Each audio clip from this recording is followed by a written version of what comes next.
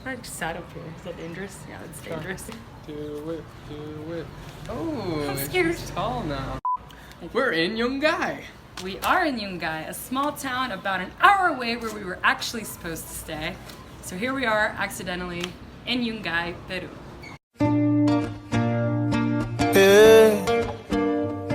Yeah. So I accidentally booked this Airbnb thinking that we were like an hour away, which I didn't know what I was doing. That's what happens But when it's okay. I'm in charge. Some mistakes are good, and any mistake is something that you can learn from. Yes, this was an awesome mistake because as you can see, every morning we've woken up to this view. Gorgeous. We've been awoken by the policemen chanting that are training at like 5 o'clock in the morning with the garbage man at his intercom telling us to bring out the trash or whatever. Oh, that's what he says?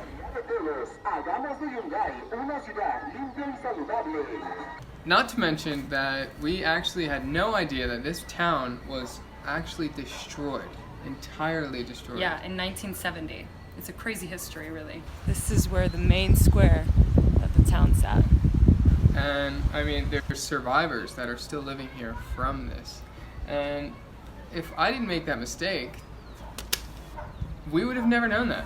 Yes. Ever. And in the end, it's honestly been beautiful. As Yeah. we said, amazing views, landscapes. Great place. Yeah, let's share some of it with you. You guys would love to see this.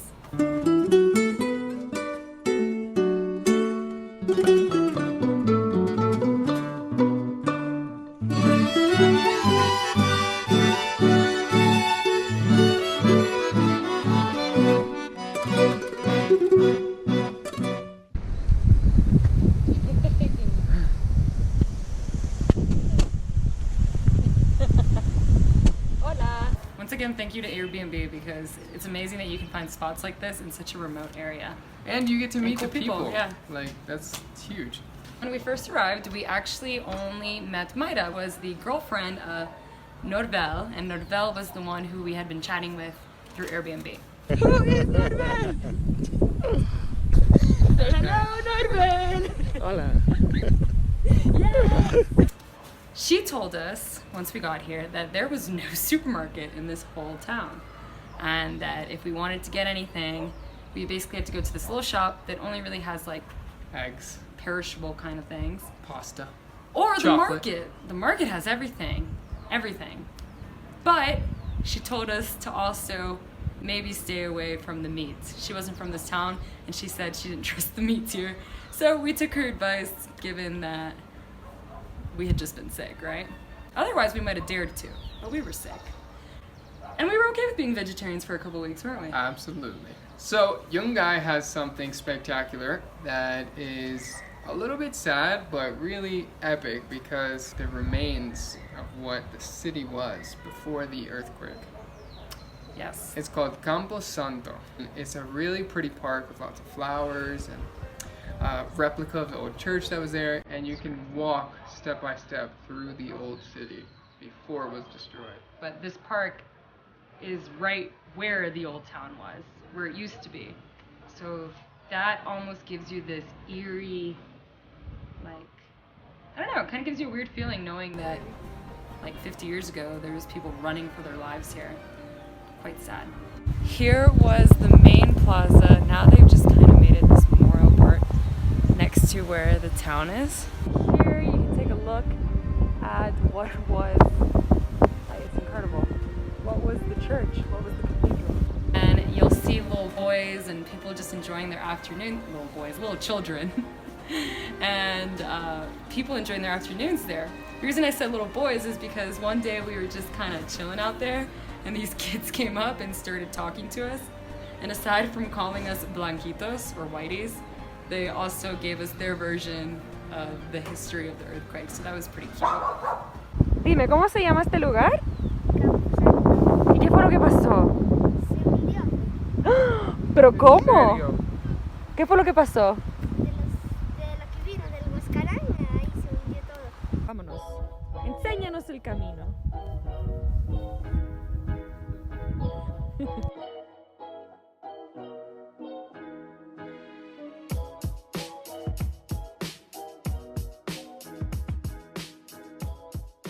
per recommendation of Norvel's wife, Girlfriend. girlfriend, she recommended that we go on a little hike that is like right outside of our window. Like I can see it right now. Yep. Big old mountain. And Took 4 hours. But it was beautiful, wasn't it? well worth it. On top was this place called Atma, and it was just this little town of, you know, maybe a few hundred people that had their own little community, and Yeah. it was enchanting. Like if this is considered remote, you know, it has no supermarket, then that's considered like remoter.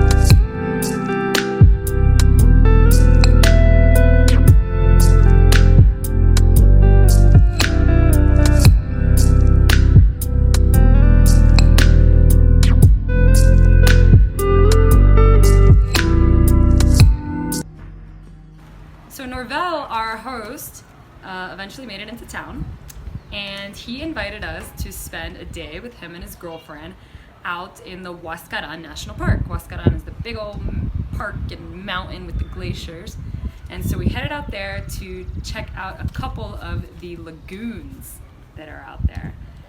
That was a spectacular day. So the lagoons here are like world renowned because this water comes from the glaciers and it's crystal blue. Like some of them are transparent. They're like turquoise. They're Gorgeous. But no, it's real, looks like painted. Beautiful colors. And the way up there was kind of fun on its own. Yeah. It was an experience. We're in his nephew's friend's car. He was kind of like our tour in a sense, but just car-wise. And was taking us to all these spots, and you can hear the car just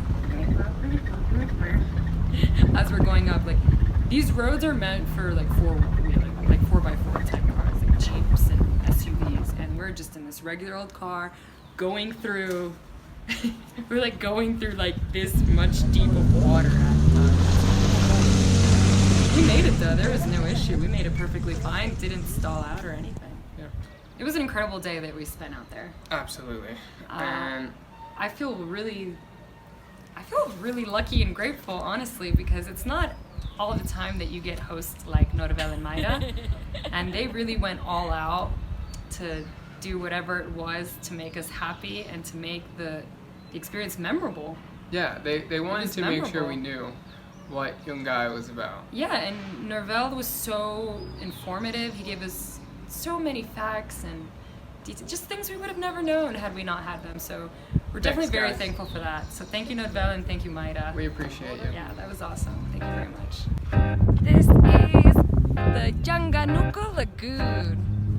It's like 58 meters deep. That's pretty intense. It's amazing. And it feels great. The air smells beautiful.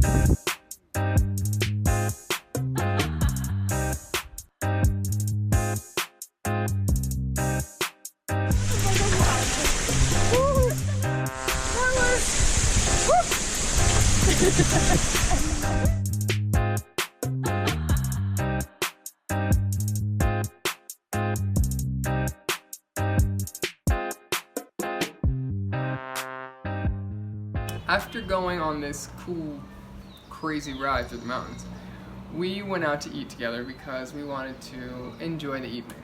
And actually, we went out for lunch. Yeah, it wasn't actually. Did I get it? Actually. In actuality.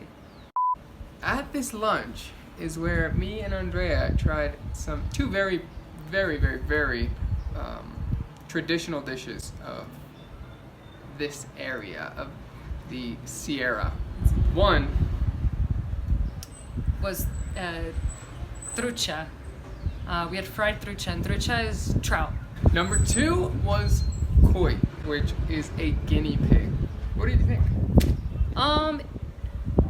The koi was not so bad. So apparently you eat this with your hands. I wasn't really expecting anything. I had been told before that it tasted like chicken.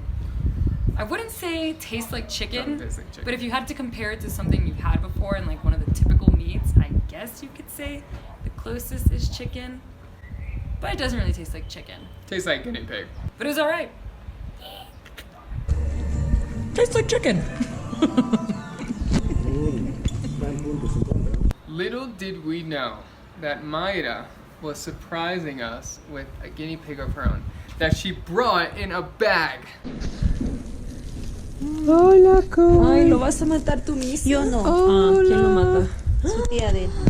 Yeah, she brought it in a bag because her mother is how do you She say raises this guinea pigs. She raises guinea pigs. So she got this guinea pig from her mom that she brought in a bag, and she's just like, I hope it's still alive. And we're like, wait, what?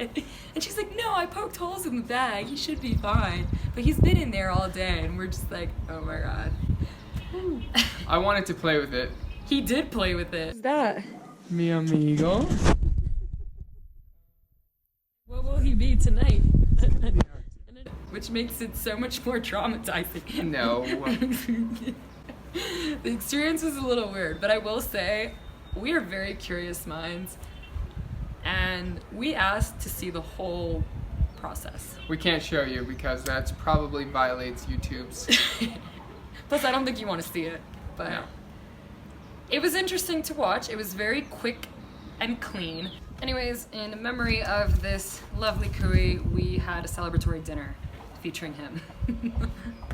R.I.P. That night, after our wonderful dinner, Norvel actually... So Norvel, after our guinea pig dinner, invited us to go and eat lunch with his family the next day, which was special. The lunch that he invited us to was out in the country. It was his sort of in-laws, I guess, country home / restaurant. Walk there was lovely. It was pretty long, but in the middle we took a little pause, a little break to do something quite a little bit special. Absolutely. Yeah. So we actually stopped at the grave site of Norvel's mother. We often go there and bring flowers and clean off the grave and, you know, pay homage to the family, which to me was amazing. And not only this, but he told us how he has family members there that actually died from the earthquake. And, you know, to see it manifest and still the feelings that are kind of lingering in this park that used to be Yungay was heavy. Well, as we were walking towards the cemetery, I was being a little nosy and wanting to know a bit about that whole history because I thought, 1970, I wonder if Norvel was born or not, because Norvel's about 40 years old. And he wasn't, but he starts telling me about how his mother and his little sister had been out in the field, something in a house, and he said that his mother ran with his 1-year-old baby sister, he wasn't born yet, so this was his older sister, to the cemetery, because the cemetery is this different kind of cemetery. Several people ran to the cemetery because it was elevated, and her life was saved from running to the cemetery. Really crazy story, but it was lovely to see Norvel and his family, like Tony said, cleaning up, you know, looks like just going often to clean up, put new flowers, and talk to their mom. He said a few words, like talking to his mother. It was really special. Yeah. So after that really touching moment, we went and we shared a nice dinner with, we shared a nice lunch with Norvel and his family and his in-laws and his dad. And it was a super delicious meal that was cooked by a family member, which is always a plus. This is pachamanca. It's a typical dish from this region, and this is pachamanca a la olla. We've got some chicken, some potatoes from the region, the sweet potato choclo, which is the big corn that's typical here, and some kind of beans, green beans. We haven't eaten chicken in like 3 weeks, so this is amazing. It was a nice way to end our time in Yungay. We feel like we were part of the community. Yep. A little bit. And here we are sitting on our rooftop for the last day, Yep, ready to go to our next spot, absolutely. ready to make more cool memories, meaningful experiences. See you soon. See ya. Everybody, if you haven't subscribed by now, I hope you give it a little click. It really is appreciated and it shows your support. And of course, you'll be updated as well. So make sure to click the subscribe button and catch up on any bits you haven't seen yet.